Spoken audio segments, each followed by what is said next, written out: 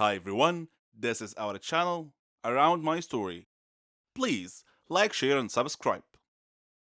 Uma coisa legal sobre o sucesso é ver todos seus amigos e família tão orgulhosos de você e suas conquistas. Esse respeito mútuo e apreciação é sobre o que a amizade significa. Minha história é sobre sucesso e amizade também, quando dois amigos se tornam incompatíveis e não mais uma mão na outra. Meu nome é Cherry e eu tenho 21 anos de idade.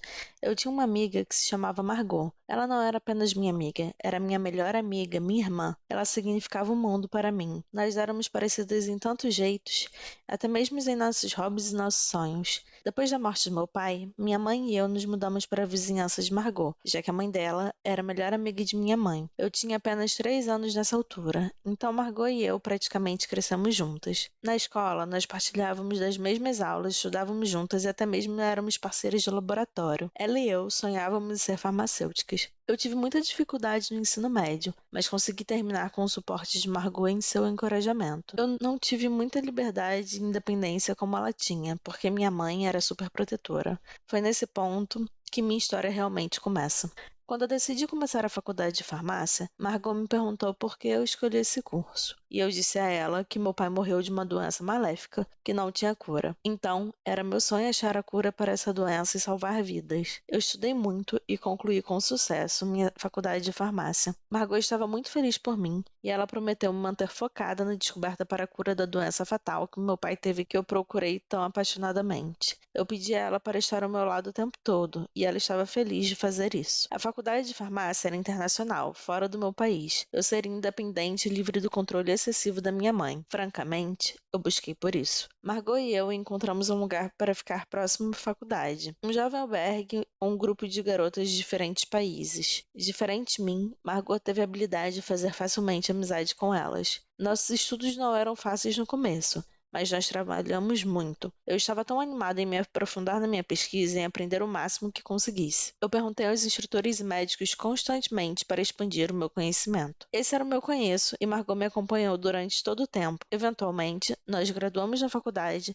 e começamos a nossa carreira. Eu comecei em uma companhia farmacêutica enquanto ela começou em outra. Nós éramos agora, de algum jeito, competidoras. No preparo para minha pesquisa privada, eu aluguei um flat próximo à minha empresa. Margot fez o mesmo, próximo à empresa dela. Ela estava sempre me perguntando como minha pesquisa estava indo. Ela sabia que eu estava tentando desenvolver um antibiótico para curar a doença do meu pai, mas não era fácil, porque a imunidade do corpo humano atacava os antibióticos e destruía antes que pudesse destruir as células da doença. Eu tinha descoberto uma substância neutra que o sistema autoimune não iria atacar, então a droga poderia penetrar no corpo longe o suficiente para encontrar e destruir as células da doença via interações químicas. Minha primeira pesquisa foi rejeitada, mas eu continuei tentando, e em cada tentativa eu descobri algo novo. Durante esse tempo, Margot também estava ocupada com seu trabalho. Um dia, ela me ligou. Ela estava chorando porque havia sido demitida de seu trabalho. Eles a acusaram de ter roubado uma pesquisa importante. Eu lhe disse que ela era tão profissional no seu trabalho que ela não deveria ficar triste, que deveria tentar um emprego na minha empresa. Eu disse a ela que eu a recomendaria para o meu coordenador. Ela me abraçou e me agradeceu demais e falou: "Você é realmente a melhor amiga de sempre, Cherry." No dia seguinte, eu disse ao meu coordenador sobre Margot e lhe disse que ela estava à procura de um emprego e estava aguardando do lado de fora. Ele a entrevistou e lhe deu um trabalho. Eu estava tão feliz agora que ela e eu trabalhávamos na mesma empresa. Margot continuou perguntando sobre minha pesquisa. Eu dava ocasionais atualizações. Eu estava hesitante para lhe dizer muito, mas novamente, ela era minha melhor amiga, além de tudo, então eu a convidei para minha casa para falar sobre minha pesquisa. Margot não ficou tão feliz como eu achei que ela estaria em ouvir sobre o meu projeto, mas eu imaginei que fosse porque ela foi despedida recentemente. Minha pesquisa pessoal tomou meu tempo completamente. Era até mais importante que o meu trabalho. Um dia, quando apareci no trabalho, meu chefe falou que eles não precisavam mais de mim e eu estava livre para ir embora. Demitida. Eu estava chocada e perguntei por quê. Ele disse que eu estava gastando muito tempo em casa realizando a minha pesquisa e pouco tempo no trabalho. Disse que tinha enviado muitas cartas para minha casa dizendo que deveria voltar ao trabalho e eu não havia respondido a ele e que falhei para voltar ao trabalho. Ele disse que minha colega de casa, Margot, havia recebido as cartas no meu lugar e havia prometido entregá-las a mim. Eu estava em choque. Eu lhe disse que ela nunca havia dito nada. Voltando a casa, eu confrontei Margot e perguntei por que ela não me entregou as cartas do meu chefe, como ela havia prometido a ele que faria. Ela agiu com justificativa e disse que ela havia recebido as cartas, mas andava tão ocupada que ela colocou elas de lado e esqueceu das cartas. Eu a perdoei, mas senti que ela não estava sendo completamente honesta comigo. Eu apaguei tudo isso e disse a ela que ser demitida iria deixar meu tempo todo livre, então eu poderia dedicar mais tempo na minha pesquisa. Dias depois, Margot me ligou e me chamou para celebrar com ela, e eu perguntei qual ocasião era. Ela disse que teve uma promoção e ficou com o meu lugar de trabalho, meu emprego anterior. Eu estava feliz por ela, mas ao mesmo tempo senti que havia algo errado com essas circunstâncias que parecia estar crescendo. O tempo passou e meu experimento finalmente encontrou sucesso. Eu havia sucedido em encontrar um remédio que destruíra as células da doença. Eu estava na Lua. Meu pai estaria tão orgulhoso de mim. Eu liguei para Margot e disse sobre a minha descoberta. Ela disse: "Oh, Cherry, você conseguiu, você descobriu a cura." Eu lhe disse que planejava apresentar minha descoberta para outra companhia farmacêutica em breve, uma melhor que a minha empresa anterior, que havia me demitido. Ela agiu feliz por mim, mas havia ficado um estranho olhar em seu rosto. Eu me senti com sono e disse boa noite. Ela disse que ficaria mais um pouco, então eu apenas fui dormir. Quando acordei na manhã seguinte, eu encontrei minha área de pesquisa em uma confusão e meus dados de pesquisa haviam desaparecido. Eu acordei Margot e disse a ela que alguém havia roubado minha pesquisa na noite anterior. Ela disse: "Isso não é possível. Quem mais sabia da sua pesquisa além de você e eu?" Eu disse: "Talvez fosse meu gerente anterior. E talvez ele tinha, de algum jeito, adivinhado que eu tinha feito um avanço. Não sei." Eu chamei a polícia e reportei a entrada do roubo dos dados da minha pesquisa, mas eles não puderam achar qualquer evidência sobre quem poderia ser o culpado. Eu voltei para o país desapontada e abatida. Consegui um novo trabalho em uma empresa próxima à minha casa. Muitos meses haviam se passado. Eu não tinha mais contato com Margot. Nós acabamos perdendo contato em algum lugar com o tempo. Então, um dia, minha mãe estava assistindo TV, quando ela de repente viu um programa que ia discutir uma nova droga para tratamento da maléfica doença que meu pai teve. Eles iam entrevistar o responsável por essa cura milagrosa. Sentei-me encantada. Eu tinha que assistir. Quando o entrevistador apresentou o convidado, era Margot. Eu não podia acreditar em meus olhos. Foi ela. Ela roubou a minha pesquisa. Minha tão chamada melhor amiga me traiu. E eu tinha tratado ela como minha irmã. Isso me destruiu profundamente. Eu tomei ações legais contra ela e consegui minha pesquisa de volta e recebi os créditos por encontrar a cura. Então, isso tudo estava ok. Mas a coisa que nunca poderia ser consertada, que não a cura, era a relação entre nós duas. Ela havia me golpeado pelas costas e destruído minha fé na humanidade. E eu não penso que eu possa achar a cura para isso. Você sabe, a verdade é mais estranha que a ficção às vezes, especialmente se você tiver um segredo sombrio em sua vida que poderia colocá-lo em perigo se fosse exposto. Esse era o meu caso e essa é a minha história. Meu nome é Charlotte e tenho 17 anos. Vivo com minha mãe. Meu pai faleceu antes de eu nascer, então minha mãe me criou sozinha. Minha mãe sabia tudo sobre mim, meus estudos, meus amigos. Ela tinha algumas regras que eu tinha que seguir. Comer fora era proibido, não podia ter novos amigos a não ser que ela soubesse tudo sobre eles primeiro. Eu pensava que essas regras eram uma paranoia e eu perguntei a ela por que tantas restrições às minhas amizades. Ela respondia simplesmente: "Você não pode confiar nas pessoas hoje em dia." Mas aquela não era uma resposta satisfatória. E quando eu perguntava o que aquilo significava, ela não dizia mais nada. À medida que eu crescia, essas regras me intrigavam ainda mais. Eu não conseguia evitar pensar que tudo isso tinha a ver com meu pai, de quem eu não sabia nada. Minha mãe sempre dizia que ele era problemático e que eu saberia de tudo com o tempo. Nas férias, eu me juntei a uma banda. Nós fazíamos muitos shows. Era a melhor. Eu era boa instrumentista e boa cantora. Quando nós acampávamos, conhecíamos estudantes de outros países. Nós fizemos muitos novos amigos e nos divertimos muito juntos. Tivemos ainda a chance de aumentar o sucesso e a reputação da banda. Depois da nossa primeira performance no acampamento, uma garota asiática se aproximou e me abraçou, dizendo: "Charlotte, eu sinto tanta saudade de você." Pega de surpresa, eu perguntei: "Eu te conheço?" Ela me surpreendeu dizendo: "Você não me reconhece? Eu sou a Mary, sua amiga." Eu sorri e respondi: Você deve estar enganada, eu não te conheço. Após insistir que realmente era minha amiga, ela se desculpou e foi para junto de seus amigos. Estranho. Embora agora, ao pensar sobre isso, muitas vezes tenho a sensação estranha de que alguém estava me observando em todos os lugares que ia. Tentei me livrar desse sentimento em muitos momentos, mas nunca consegui.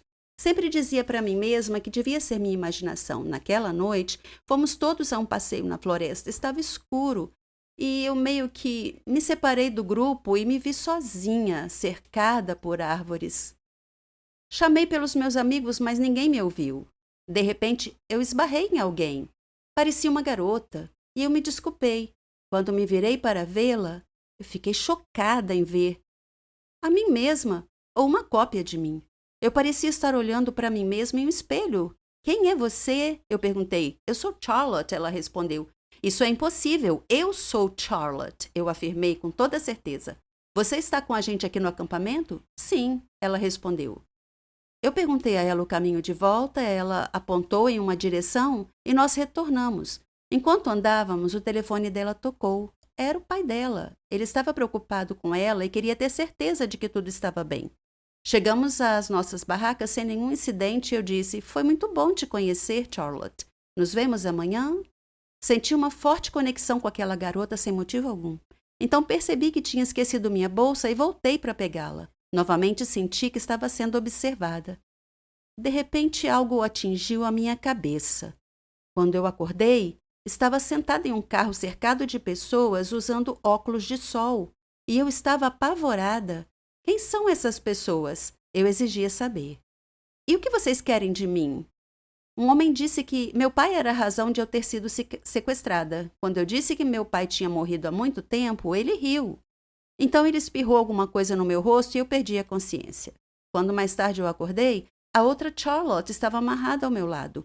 Um homem parecia confuso ao dizer duas de mim, e ele perguntou ao seu chefe qual das duas era a garota que procuravam. De repente ouvi alguém gritar: Parem! Não se mexam! A polícia apareceu dentre as árvores, cercou o carro e prendeu os homens. Depois desamarraram as duas Charlotte. Alguém surgiu parecendo muito preocupado. A outra Charlotte começou a acordar e perguntou onde estava e o que estava acontecendo. Então ela viu seu pai correndo até ela. O pai dela me olhou e perguntou meu nome e o nome da minha mãe. Quando eu respondi, ele disse que sabia quem eu era e que eu levasse um abraço para ela e que dissesse que ele continuava a guardar seu segredo. Então ele me deu uma medalha e me abraçou, dizendo que não sabia se me veria de novo. Eu ainda estava olhando para ele confusa e ele sorriu e me perguntou onde meu pai estava. E eu disse que ele tinha morrido.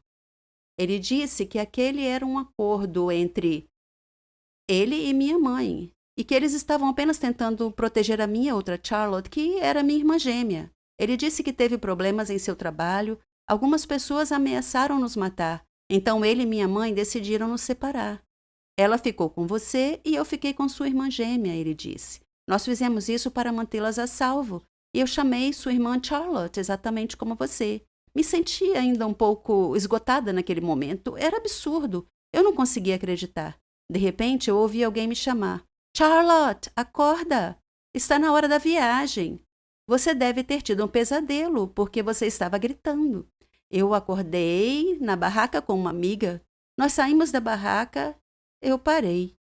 Bem na minha frente, olhando fixamente nos meus olhos, estava a outra garota, que era a minha imagem no espelho. Fui amaldiçoada, e isso vai assombrar-me para o resto da minha vida. Tudo começou com uma piada, mas algumas piadas têm consequências graves, e quando isso acontece, a vida torna-se uma batalha difícil. O meu nome é Catherine. Tenho 16 anos e moro com os meus pais e a minha irmã mais nova, Mara. Eu gosto de música, representação e ver filmes de ação. Jogo beisebol e pratico balé. Até ganhei alguns prémios. Eu só tenho um problema. Gosto de gozar com as pessoas. É como um vício. Nunca tive cuidado com o que digo e nem me importa quem doa. As crianças que escolhi eram realmente amorosas e gentis. Mas isso encorajou-me ainda mais. Meus amigos eram exatamente como eu. Na verdade, eu era o líder deles. Nós caminhávamos como se fôssemos os donos da escola. Tínhamos um colega de turma chamado Norman. Ele não era exatamente o que chamaríamos de alguém em boa forma. Ele era o oposto da boa forma. Durante os intervalos das aulas, o meu grupo e eu roubávamos a sua lancheira e atirávamos uns aos outros, mantendo-o longe dele. Vimos-lo correr na tentativa de nos alcançar, mas ele parou no meio do caminho. Peso extra não o ajudou. Ele rapidamente ficou sem fogo. Sempre que ele entrava na sala de aula, nós o surpreendíamos atirando vegetais e frutas velhas e podres nele. Norman tolerou as nossas provocações. Ele não parecia importar-se muito, mas um dia uma piada foi longe demais. Concebemos um plano maligno. Dissemos que haveria um concurso de fotos, e quem fizesse a pose mais engraçada ganhava. Norman era tão crédulo que acreditou em nós. Na verdade, ele pensou um pouco e posou para nós. Fizemos o possível para não desatar as gargalhadas enquanto tirávamos fotos dele. No dia seguinte, quando ele chegou à escola, Norman descobriu que as suas fotos da sessão tinham sido afixadas nas paredes da sala de aula e as crianças riam, escrevendo comentários por todo lado. Norman ficou mortificado e olhou para os rostos dos seus colegas. Todos se riam e apontavam para ele. Norman começou a chorar, seu nariz começou a sangrar, então desmaiou. Um professor teve que chamar uma ambulância para levá-lo ao hospital. Eu certamente não esperava que isso acontecesse. Sabíamos que Norman ficava às vezes muito cansado e perdia o resto do dia de aulas, mas não sabíamos que ele tinha um problema de saúde. Senti um profundo pesar. A maldição de que falei no início começou quando uma rapariga chamada Naomi se juntou à nossa turma como aluna nova. No seu primeiro dia, o nosso professor trouxe-a e apresentou-a. Ela sentou-se numa mesa da última fila. Percebi que ela olhava sempre para mim de um modo estranho e perguntei-me porquê. Ela olhou-me com desdém. Eu não conseguia entender porquê, afinal, era a primeira vez que a conhecia. Eu evitava, principalmente porque a sua aparência deixava-me desconfortável. E sempre que o meu grupo queria gozar com ela, eu dizia para a deixarem em paz. Eu senti que havia algo estranho com essa rapariga. Um dia, durante a aula de ciências, o professor colocou-nos em pares para fazer uma experiência de laboratório. Eu pretendia perguntar sobre a maneira como ela me olhava, mas antes que eu pudesse dizer alguma coisa, ela tomou a iniciativa e surpreendeu-me ao abordar o assunto. Vais pagar pelo que fizeste ao Norman, disse ela friamente. Olhei para ela e perguntei como conheces o Norman e do que estás a falar. Ela respondeu, não importa como sei, apenas sei. Passei os dias seguintes a pensar nas suas palavras. Depois, Naomi ignorou-me completamente, sem olhares fixos, sem olhares acusadores. Era como se para ela eu não existisse. Eu não entendi. Então, chegou o dia. Tivemos um jogo de basquetebol. Era a decisão do campeonato. Mas eu ainda estava ocupada a pensar nas palavras de Naomi. Durante o jogo eu olho para Naomi e apanhei a olhar para mim, o que me distraiu. Um dos jogadores da outra equipa de repente esbarrou em mim, derrubando-me e fazendo-me cair mal sobre um dos joelhos. A dor que eu sentia. Tive que abandonar o jogo para ser levado ao hospital. No hospital, o médico disse que eu tinha uma ruptura de ligamentos no joelho e disse que eu precisaria de uma cirurgia e de muitos medicamentos. Depois de passar pelo bloco operatório, comecei a tomar os meus medicamentos. Isso fez-me ganhar peso, embora eu não comesse muito, apenas vegetais e fruta. Eu perguntei ao médico sobre o meu aumento de peso repentino. Ele disse-me que os medicamentos que eu estava a tomar afetavam o meu equilíbrio hormonal, o que raramente acontecia, mas que no meu caso estava a acontecer. Ele disse que eu teria de ou aguentar as dores ou lidar com o excesso de peso, porque tal não iria parar. Então aí está a malta. Esta é a maldição que Naomi lançou sobre mim. O preço que tive que pagar pelo que fiz a Norman. Eventualmente fiquei boa o suficiente para ir fazer os meus exames finais. Quando cheguei à escola, todos os meus amigos olharam para mim e começaram a rir. E eu agora era o seu alvo, a sua presa. Um deles disse,